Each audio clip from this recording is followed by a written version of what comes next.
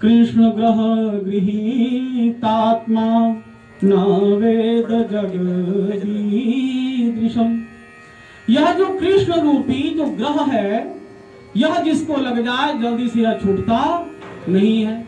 अगर किसी को नवग्रह सताने लगे तो लोग क्या करते हैं कि पंडित जी को बुलाते हैं, ग्रह को शांति करवा लेते हैं।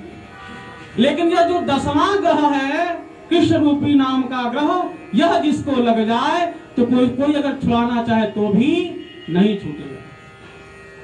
यह ऐसा ग्रह है कि इसको कितना भी आप पूजा पाठ करवा लें, यह शांत होने वाला नहीं है।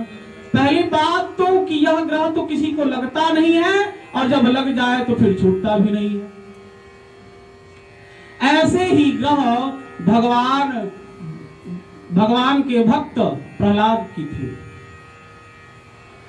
अब जैसे ही कुछ बड़े हुए प्रहलाद जी, तो हिरण्यकश्यपु ने उनको विद्यालय गुरुकुल में पढ़ने के लिए भेज दिया, जहां पर प्रधानाचार्य थे संड और अमर्क जी, जो शुक्राचार्य के पुत्र थे। वहीं पर वह प्रधानाचार्य थे, और उस विद्यालय का नाम था हिरण्यकश्यपु दानव विश्वविद्यालय।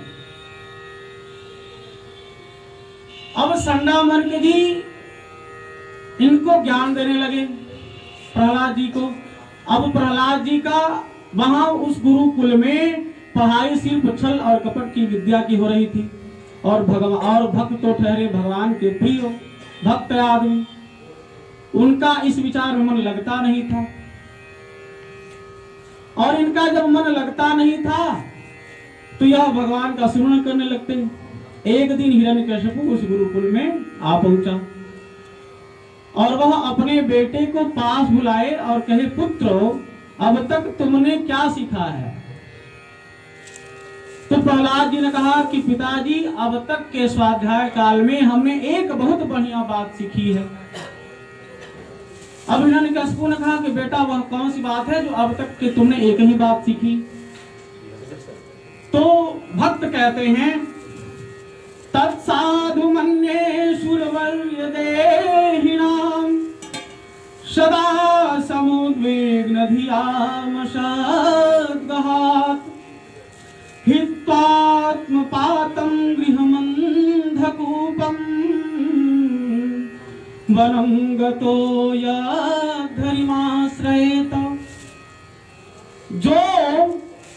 जो जीवात्मा गृहस्थ रूपी अंधकार में फंस गया, वह कभी बाहर नहीं निकल सकता।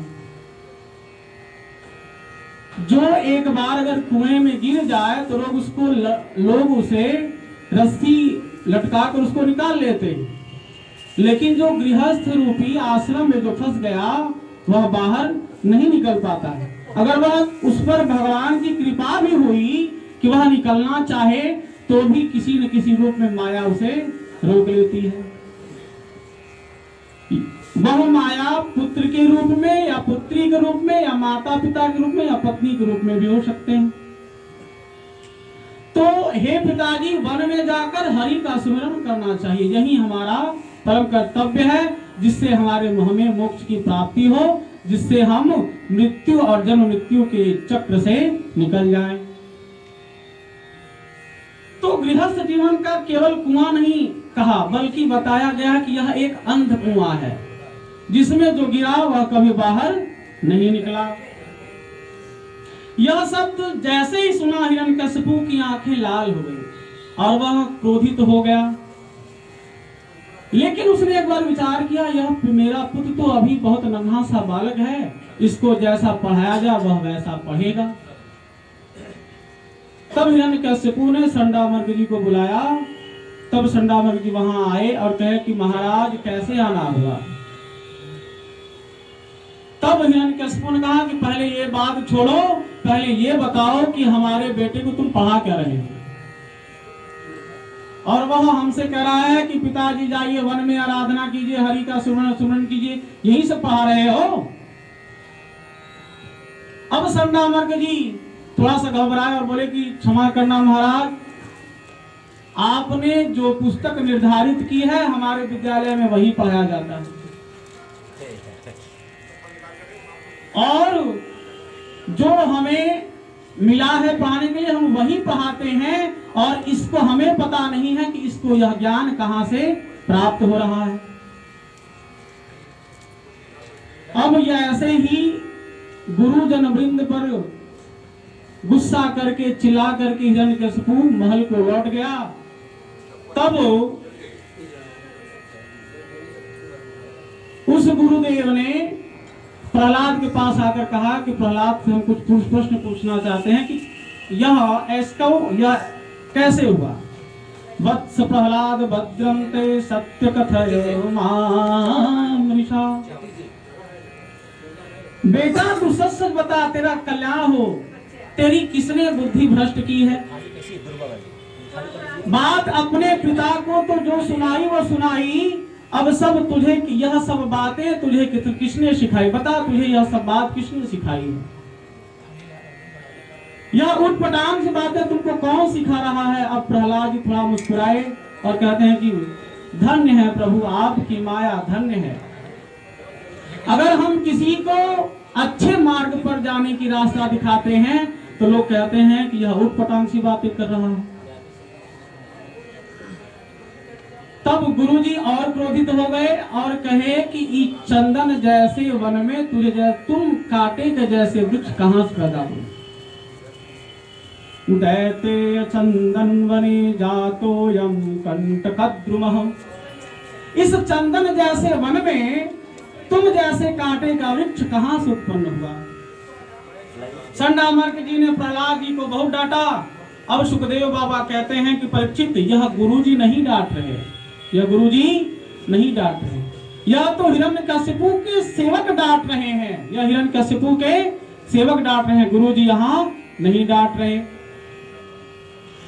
समय बीता, एक बार संडामर्क, कुछ समय बीता, जब विद्यालय का अवकाश हुआ तो संडामर्क जी भक्त प्रहलाद को लेकर महल में पधारे।